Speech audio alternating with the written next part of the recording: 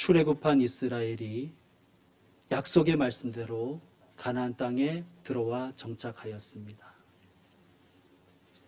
하지만 여호수아가 세상을 떠난 후에 그 다음 세대는 다른 세대가 되었습니다. 여호와를 알지 못하는 다른 세대가 되었다는 말씀입니다. 그 시대를 사사시대라고 하고 영적 암흑기라고 말합니다. 사람들이 하나님의 뜻대로 행하지 않고 자기 소견에 오른 대로 살아갑니다. 하나님의 백성으로서의 정체성은 잃어버리고 우상을 숭배하며 멸망의 길로 걸어갑니다. 그러나 하나님은 이스라엘을 포기하지 않으시고 영적인 잠에서 그들을 깨우기 위해서 사무엘을 보내십니다. 하나님께 보냄받은 사무엘이 이스라엘 백성들에게 한 첫 번째 명령은 바로 이것입니다. 전심으로 하나님께 돌아오라. 이 말씀은 오늘 우리에게도 주신 말씀인 줄로 믿습니다. 성도 여러분, 전심으로 하나님께 돌아가십시다. 그러면 질문할 것입니다. 어떻게 하면 하나님께 돌아갈 수 있습니까? 3절 뒷부분에 보면 그 방법을 제시해 주십니다. 이방 신들과 아스다롯을 너희 중에서 제거하고 너희 마음을 하나님께로 향하여 그만을 섬기라. 아멘. 우리가 해야 될 일은 우상을 제거하는 것입니다. 이 우상은 절에 있는 불상만을 의미하는 것이 아니지요. 골로새서 5장에 보면 우상 숭배가 무엇인지를 우리에게 확실히 가르쳐 주십니다. 탐심은 우상 숭배니라. 탐심이 우상 숭배입니다. 예수님을 믿어 죄에서 해방되었고 하나님의 백성으로 살아갈 자격을 얻었는데도 불구하고 우리는 여전히 세상 사람처럼 살아갑니다. 왜 그럴까요? 세상 것 놓치기 싫은 탐심 때문입니다. 하나님의 다스림을 받는 것이 아니라 탐심의 지배를 받으니 우리는 온전히 하나님의 것을 하나님께 구별하여 드리는 11조 생활을 하지 못하는 것입니다. 탐심의 지배를 받으니 내게 주신 시간을 하나님 앞에 온전한 주일 성수로 드리지를 못하는 거예요. 탐심이 가득하니 더러운 이득을 위해서 쉽게 거짓말을 하고 누군가를 미워하고 관계를 분열시킵니다. 여러분 마음에 있는 우상을 먼저 제거하십시오. 그래야만 마음을 여호와께로 향하여 그만을 섬길 수가 있습니다. 하나님은 우리가 하나님 바라보기를 원하십니다. 우리가 우리의 마음에 있는 우상을 제거하고 하나님을 다시 바라보면 하나님은 약속하십니다. 내가 너희를 블레셋 사람의 손에서 건져내리라. 자, 이 사무엘의 명령을 들은 백성들이 어떻게 반응하지요? 4절을 여러분 한번 읽어주십시오. 4절입니다. 시작.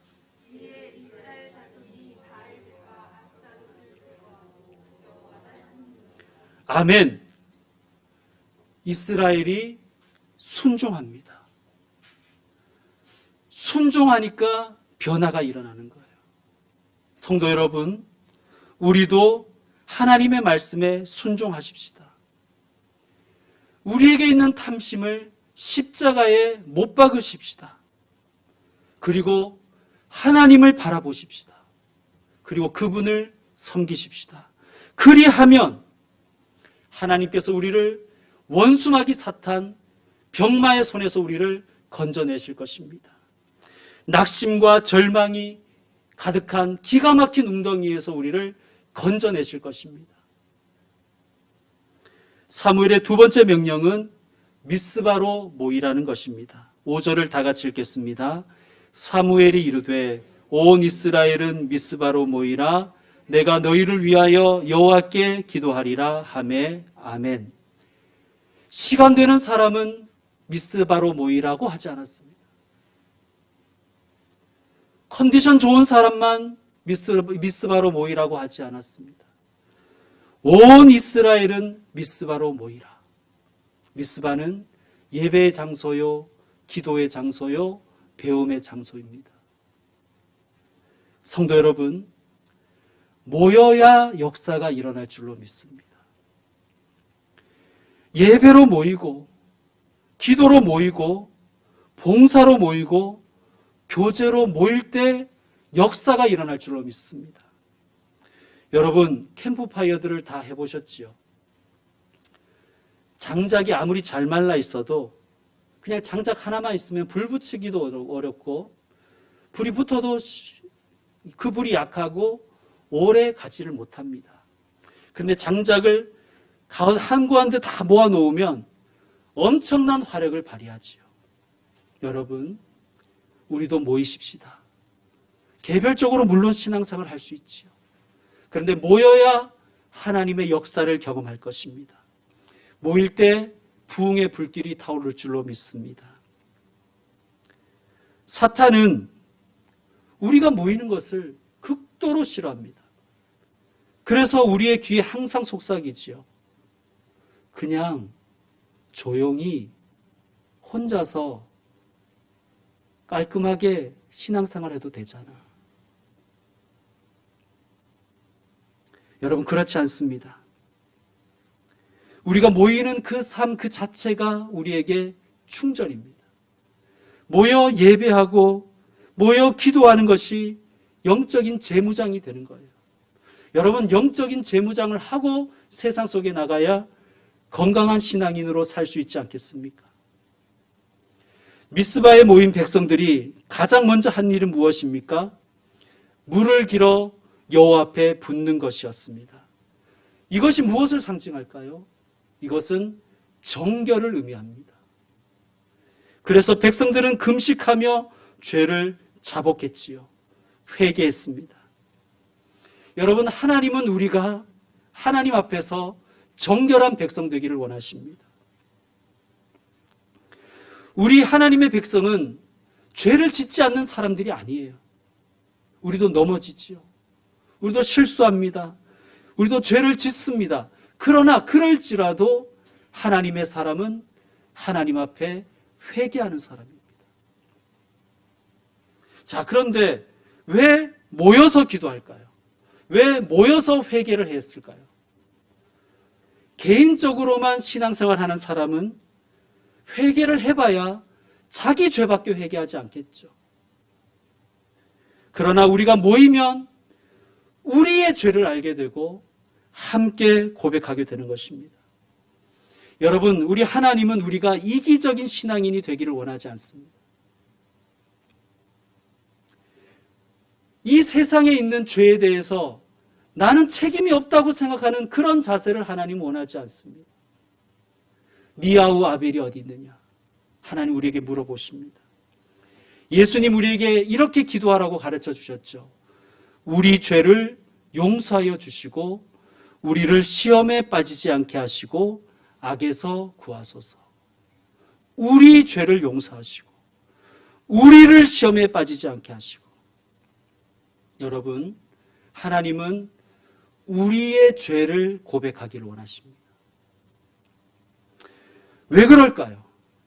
우리가 무슨 짓을 했는지 하나님이 모르셔서 그럴까요? 천만에요. 하나님 알고 계십니다. 그러면 왜 물으실까요? 왜 요구하실까요? 우리와의 관계를 회복시키기 위하기 원하시기 때문입니다. 여러분, 하나님은 회개한 심령에게 복을 주십니다. 죄악으로 가득한 심령에게 복을 주시지 않습니다. 만약에 죄악으로 가득 차 있고 회개하지도 않는데 내가 생각하는 복이 나에게 주어졌다. 독약입니다. 따라합시다. 회개할 때 축복의 문이 열린다. 하늘의 축복이 임할 줄로 믿습니다. 그런데 참 힘든 것은 이렇게 이스라엘이 미스바에 모여서 회개하고 좀 잘해보려고 할 때 국가적인 위기가 닥치는 거예요. 블레셋이 쳐들어왔습니다. 여러분, 이제 한번 해보려고 하는데, 이제 좀 모이려고 하는데, 이제 좀 예배 드리려고 하는데, 함께 기도하려고 하는데, 위기가 덜컥 찾아오면, 병이 덜컥 찾아오면 맥 빠지잖아요, 여러분. 낙심하기가 쉽겠죠. 그런데 그것이 사탄 마귀의 의도입니다. 성도가 낙심하게 하는 것. 믿어봐야 별 것 없더라. 기도해봐야 아무 소용없더라. 예배 나갔는데 병만 오더라. 문제만 생기더라. 그렇게 해서 낙심시키는 거예요. 절망하게 하는 것입니다. 사탄은 우리가 주의 이름으로 모이는 것, 그래서 신앙을 회복하는 것, 영적으로 재무장하는 것을 그냥 두지 않지요. 여러분, 사탄 마귀는 우리가 돈 많이 버는 것을 두려워하지 않습니다. 많이 벌어라. 우리가 세상의 권력 쥐는 것을 두려워하지 않습니다. 사탄 마귀는. 우리가 더 나은 자리에 진급하고 더 좋은 학교에 진학하고 승진하고 세상적인 좋은 자리를 획득하는 것, 사탄은 두려워하지 않습니다. 사탄은 무엇을 두려워할까요? 우리의 삶에 하나님이 개입하시는 것을 두려워합니다. 교회 가운데 하나님께서 역사하시는 것을 사탄은 제일 두려워합니다. 그래서 못 모이게 하는 거예요. 예수님이 분명히 약속하셨잖아요. 두세 사람이 내 이름으로 모인 곳에는 나도 함께하리라. 예수님이 함께 하셔서 꽃하는 보리자루처럼 가만히 계시는 게 아니라 우리가 승리하도록 역사하신다는 거예요. 그러니까 사탄은 우리가 못 모이게 하는 것입니다. 여러분, 모이는 곳에 주님이 함께 하시고, 주님이 함께 하시면, 주님이 개입하시면 어떠한 어려움이 있어도 승리할 줄로 믿습니다.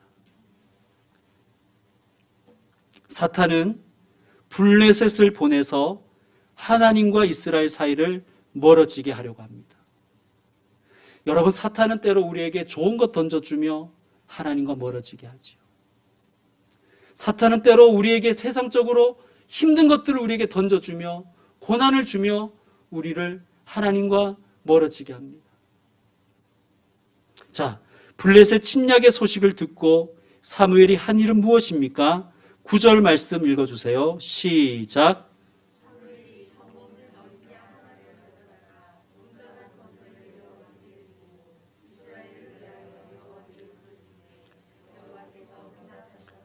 아멘. 이것이 사무엘이 이스라엘에게 준 세 번째 명령입니다. 이 명령은 말로 한 명령이 아니라 행동으로 보인 명령입니다. 무엇입니까? 온전한 번제를 드리고 여호와께 부르짖으라. 지금 위급한 상황이죠. 지금 다급한 상황입니다. 그런데 사무엘은 온전한 번제를 드리지요. 여러분, 사무엘은 바쁘다고, 상황에 쫓긴다고 형식적으로 예배드리지 않습니다. 여러분, 우리가 그동안 이 핑계 저 핑계 대며 바쁘다고, 급하다고, 위급하다고 예배 배먹은 적이 한두 번이 아닙니다. 교회당에 나와 있어서도 마음은 딴 곳에 있으면 예배를 배먹은 것이죠. 여러분, 온전한 번제를 드렸다는 것은요, 번제를 준비하고 태워서 그 번제가 다 소멸할 때까지, 그 제물이 다 소멸할 때까지 그 자리를 지켰다는 말씀입니다. 잠깐 30분 동안 있었던 게 아니라 번제를 준비하고 제물을 태우고 그 제물이 온전히 다 태워서 하나님께 상달될 때까지 그 자리에 지켰다는 거예요. 여러분, 어떻게 이럴 수 있을까요? 지금 급하잖아요. 지금 바쁘잖아요. 어떻게 이럴 수 있습니까? 이 전쟁은 하나님께 달렸다는 것을 믿기 때문입니다. 이 위급한 상황이 내 힘으로 해결할 수 있다고 생각하는 사람은 예배 대신 내가 할 일, 내가 해야 된다고 생각하는 일을 하겠죠. 그러나 나의 삶이 하나님 손에 달려있음을 믿는 사람은 온전한 예배를 드리겠죠. 왜? 하나님을 신뢰하니까. 부하내동하지 않겠죠. 하나님을 바라보겠죠. 성도 여러분, 새해에는 새 마음으로 온전한 예배자가 되십시다. 인생 살다 보면 바쁜 일 있지요. 다급한 일 많지요. 내가 보기에 이거부터 해야 된다고 생각하는 우선순위들이 있지요. 그런데 그때가 중요합니다. 그때 우리의 실력과 우리의 수준이 나오는 거예요. 거기서 믿고 온전히 한번 예배를 드려보십시오. 온전히 예배 좀 한번 드려보십시오. 친구를 위해서도 몇 시간씩 쓰지 않습니까? 몇 시간씩 만나고 헤어지면서 자세한 것은 전화로 하자고 하지 않습니까? 하나님을 위해서 어떻게 일주일에 한 번, 한 시간도 온전히 예배를 드리지 못합니까? 그러면서 무슨 복입니까? 그러면서 무슨 봉사를 이야기하고 신앙을 이야기합니까? 그러면서 무슨 부흥을 이야기합니까? 온전한 번제를 드린 후에 사무엘은 부르짖어 하나님께 기도했습니다. 여기서 부르짖었다는 말의 원어는 자아크인데 이런 뜻입니다. 간절하게, 너무 간절해서 가슴을 쥐어짜면서 기도한다는 거예요. 여러분, 우리도 새해에는 그렇게 기도하십시다. 하나님 앞에 부르짖어 기도하십시다. 하나님 도와주셔야 됩니다. 하나님 없으면 안 됩니다. 내가 주님 사랑하는 줄 주님이 아시죠. 주님 만져주십시오. 그러자 어떤 일이 일어났습니까? 9절 끝에 보면 여호와께서 응답하셨더라. 아멘. 여호와께서 응답하셨더라. 아멘. 여러분 10절 말씀 읽어주세요. 시작.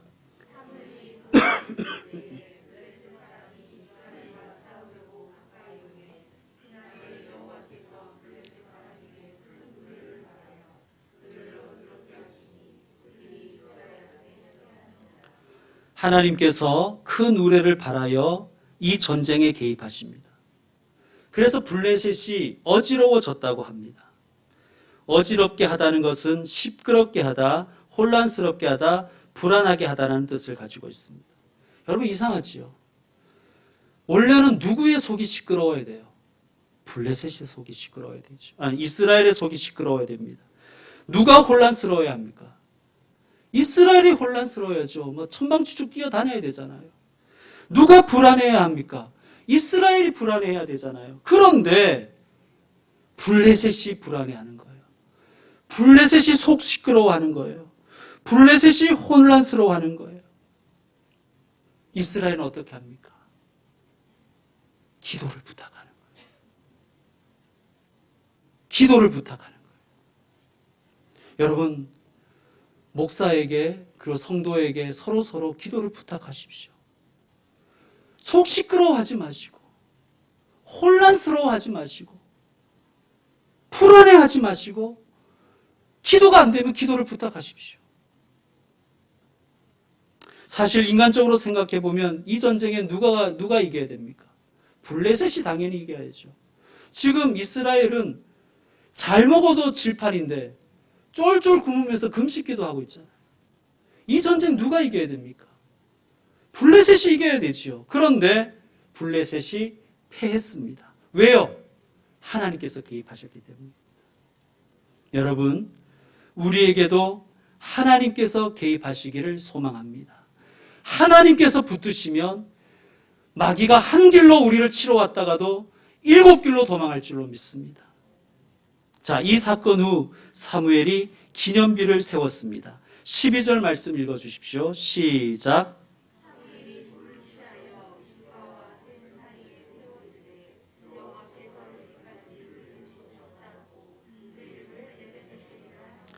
아멘. 기념비를 세우면서 이름을 에벤에셀이라고 하였습니다. 에벤은 돌 혹은 바위라는 뜻입니다. 에셀은 도움이라는 뜻이에요. 도움의 돌. 기념비의 사전적 의미는 이렇습니다. 어떤 뜻깊은 일을 오래도록 잊지 않고 마음에 간직하기 위하여 세운 비. 그러니까 사무엘이 어떤 마음으로 이 비를 세웠다는 거예요. 이스라엘이 오랫동안 기억하기를 원하며 세웠다는 거예요. 뭐를요? 에벤에셀. 하나님이 여기까지 우리를 도우셨다. 이것을 기억하라는 거예요. 이것을 기억하기를 사무엘이 간절히 원했다는 거예요. 성도 여러분, 하나님은 우리가 기억하기를 원하십니다. 여러분, 지금까지 우리의 인생을 돌아보십시오. 여기까지 하나님이 도와주셨기에 우리가 여기까지 온 것 아닙니까? 계산 잘해서 오신 분 있으십니까? 하나님이 도우셨기에 여기에 우리가 있는 것입니다. 에벤에셀을 기억하십시오. 여러분, 오늘은 1월 1일 첫 예배입니다. 우리 오늘 이 벅찬 말씀을 기억하십시다. 하나님이 도와주신다. 그리고 2023년 마지막 날에 저와 여러분 다시 한번 에벤에셀을 찬양했으면 좋겠습니다. 여기까지 하나님이 도우셨습니다. 이제 말씀을 마무리하겠습니다. 최근 미국 영어 사전에 티보잉이라는 단어가 새로 등장되었다고 합니다. 티보잉이라는 것은 티보우식 기도라는 뜻입니다. 팀 티보우라는 미식 축구 선수가 있어요. 이 선수가 한쪽 무릎을 꿇고 한 손을 이마에 대고 기도하는 세레머니를 한 데서 이 단어가 비롯되었습니다. 티보우는 선교사의 자녀입니다. 그리고 그는 매우 독실한 그리스도인입니다. 그는 체육을, 스포츠를 하는 이유가 하나님을 전하기 위해서 하는 거예요. 여러분, 이 야구 선수나 미식 축구 선수들 보면 밑에 이렇게 아이패치를 붙이죠. 여기에 티보우는 늘 John 3:16, 요한복음 3장 16절이라고 선명하게 쓰인 패치를 붙이고 경기에 임했습니다. 그런데 프로 구단에 입단한 후에 프로에서는 그런 패치를 사용하는 것이 허용되지 않자 한쪽 무릎을 꿇고 기도하는 세레머니를 하면서 하나님을 알리기 시작한 거예요. 2011-2012 시즌에 그의 팀이 초반 성적이 부진했습니다. 원래 티보우는 후보 선수였는데 성적이 좋지 않으니, 팀의 성적이 좋지 않으니까 분위기를 쇄신하는 차원에서 헤드 코치가 이 티보우를 주전 쿼터백으로 기용하였습니다. 어느 누가 보더라도 그것은 도박이었고, 심지어 저 감독이 이번 시즌 포기했나 보다 하는 비아냥까지 흘러나왔습니다. 그런데 그때부터 6연승을 포함한 7승 1패의 기염을 토합니다. 7승 중에서 5승이 4쿼터 역전승이었습니다. 이 기적적인 역전 행진을 이끈 것이 바로 티보우 선수였습니다. 티보우는 결승전으로 가는 문턱에서 강팀 피츠버그 스틸러스를 만나게 됩니다. 그런데 이날 놀라운 기록을 세우며 역시 4쿼터 터치다운을 성공시키며 팀을 역전승으로 이끌었습니다.